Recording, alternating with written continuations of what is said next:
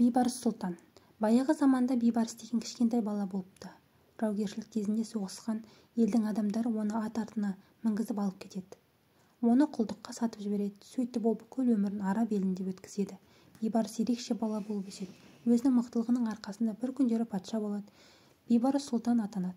Бір күні қартайған шағында ел кезіп жүріп көзі бір түп жусанға түседі. Жұлып алып иіскейді. Кенет көз алдына еміс-еміс болып есінде алған туған жер елестейді. Жусанды бойтұмарының ішіне салып алады.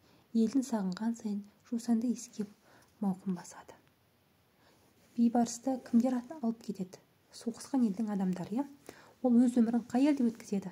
Араб елінде өткізеді. Бейбарыс қандай бала болды? Бейбарыс ерекше бала болды. Қалай ойлайсың? Ол қандай қасиеттеріне байланысты патша болды? Мықтылығының арқасында патша болды, Бейбарыстың туған жеріне деген сезімін қайдан білуге болады? Жусанды иіскегенінен, Бейбарыс жусанды бойтұмарының ішіне неліктен салып алды? Елін сағынған сайын жусанды иіскеп мауқын басу үшін салып алған болатын. 43-ші жаттығу ретін сақтап оқысаң, мақал шығады, сол мақалды жаз. Адам елінде, қоға көлінде көгерер. 44-ші жаттығу өлеңнің қатесін түзеп жаз. Іштарлыққа білдірме, сыйлап үлкен кісіні, бақталастық жол берме, қамқорлыққа ал кішіні.